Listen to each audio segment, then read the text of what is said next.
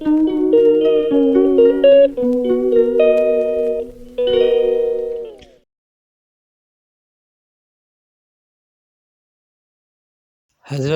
حکیم الامت مفتی احمد یار خان رحمۃ اللہ علیہ ان شاہسوار اسلام میں ہیں جن پر قوم مسلم کو ہمیشہ فخر رہا۔ آپ کی ذات والا صفات اپنے وقت کی ان مقتدر ہستیوں میں سے تھی جن کو قوم کی پیشوائی اور نباز امت ہونے کا سہرا سجتا ہے۔ آپ عقل عرفانی، علم ایمانی اور معرفت روحانی کے امام تھے۔ آپ نے اپنی ساری زندگی دین اسلام کی اپنے قلم و زبان، تفکر و تدبر سے ایسی خدمت فرمائی کہ رہتی دنیا تک عوام و خاص اس سے فیض یاب ہوتا رہیں گے۔ حکیم الامت اپنے خاندانی اعتبار سے والد کی طرف سے یوسف زئی پٹھان شجرہ نسب حضرت بنیامین ابن یعقوب علیہ السلام تک پہنچتا ہے، اور والدہ کی طرف سے قریشی خاندان سے تھے۔ آپ کی پرورش انتہائی مہذب اور علمی ماحول میں ہوئی۔ آپ کے پانچویں دادا حضرت امام علی خان رحمۃ اللہ علیہ گردیزی افغانستان سے ہجرت کر کے اتر پردیش کے شہر ضلع بدایون کی ایک بستی ہوجیانی میں مقیم ہوئے۔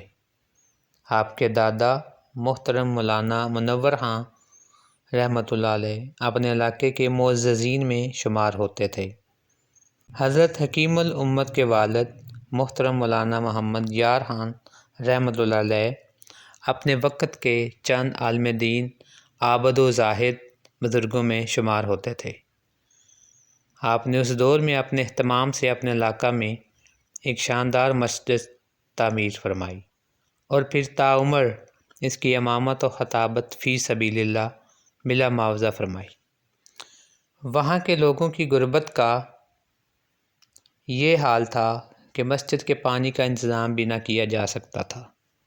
لوگ دور دور سے گڑھوں کے ذریعے مسجد کا پانی بھرتے، جو کافی مشقت و مصیبت کا باعث تھا۔ آپ نے مسلمانوں کی اس تکلیف کو دیکھتے ہوئے اپنے زوجہ سے فرمایا کہ اب وقت آ گیا ہے، اگر کچھ آخرت کا سرمایہ کرنا چاہتی ہو تو اپنا زیور بیچ کر مسجد میں کنواں بنا دو۔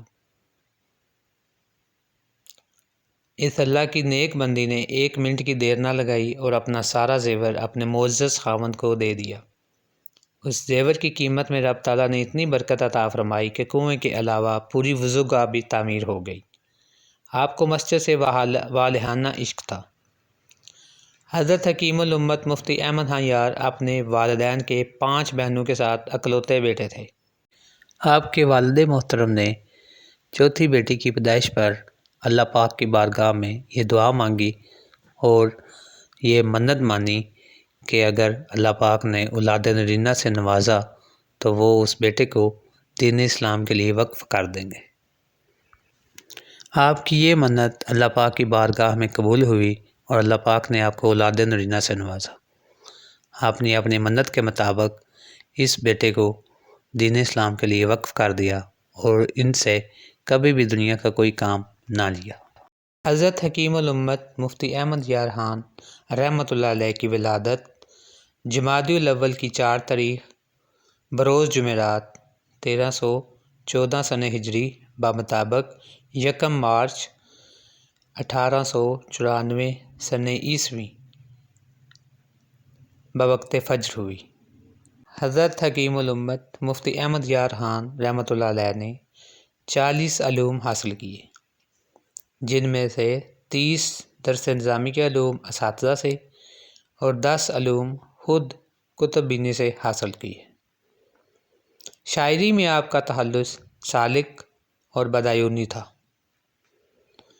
آپ رحمۃ اللہ علیہ کو مفتی کا لقب اساتذہ کی طرف سے ملا اور 1957 میں حاشیہ قرآن جدید لکھنے پر ملک کے نامور علماء اکرام اور تحریک پاکستان کے حامی جید علماء کی تنظیم نے حکیم الامت کا لقب عطا فرمایا۔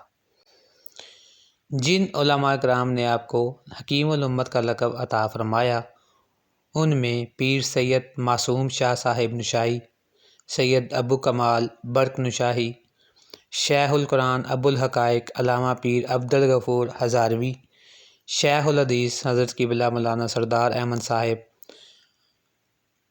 حضرت قبلہ قاری احمد حسین ہراتکی، خطیب اعظم عیدگاہ گجرات اور دیگر علماء شامل ہیں۔ آپ اپنی عمر کے 3 سال 11 ماہ اور 1 دن کے تھے تو آپ کی بسم اللہ شریف ہوئی، یعنی تعلیم شروع ہوئی۔ بدایون شریف کے ایک بہت بڑے بزرگ عبدالقدیر میاں صاحب رحمۃ اللہ علیہ نے آپ کی بسم اللہ شریف کی تعلیم مکمل فرمائی۔ آپ نے قرآن مجید اور فارسی مکمل کورس اور عربی کی ابتدائی کتب کی تعلیم گھر پر ہی اپنے والد محترم سے حاصل کی۔ آپ اپنی عمر کے 7ویں سال بدایون کے مدرسے میں داخل ہوئے۔ اس کے بعد یک بعد دیگرے 3 مدرسوں میں تعلیم مکمل فرمائی۔ آپ نے اپنا پہلا فتویٰ 1912 میں جامعہ نعیمیہ مراد آباد میں لکھا۔ اس وقت آپ کی عمر فقط 18 سال تھی اور اس وقت آخری سال کے طالب علم تھے۔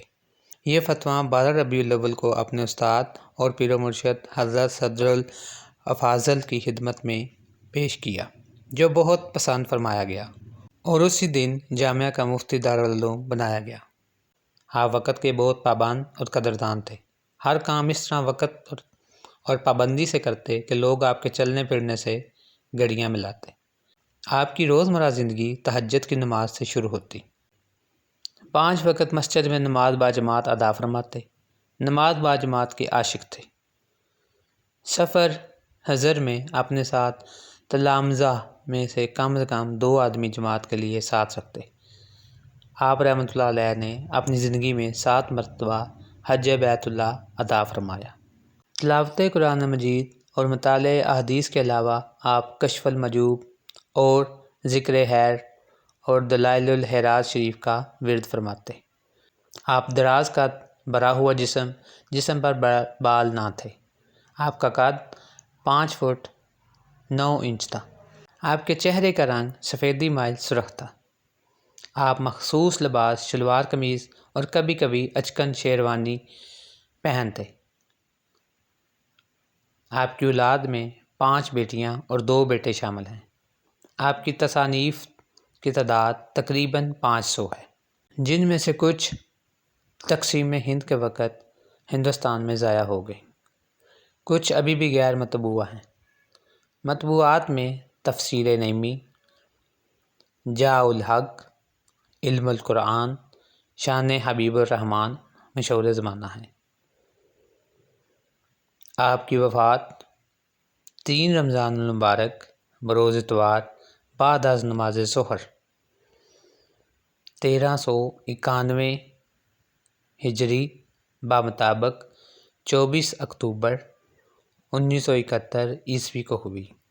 ہر سال آپ کا عرس مبارک 24 اکتوبر کو گجرات میں انتہائی عقیدت و احترام کے ساتھ منایا جاتا ہے۔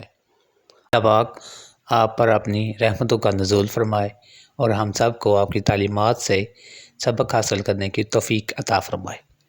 اللہ پاک آپ سب لوگوں کے لیے آسانیاں پیدا فرمائے اور ان آسانیوں کو تقسیم کرنے کا شرف عطا فرمائے۔ آمین۔ السلام علیکم ورحمۃ اللہ۔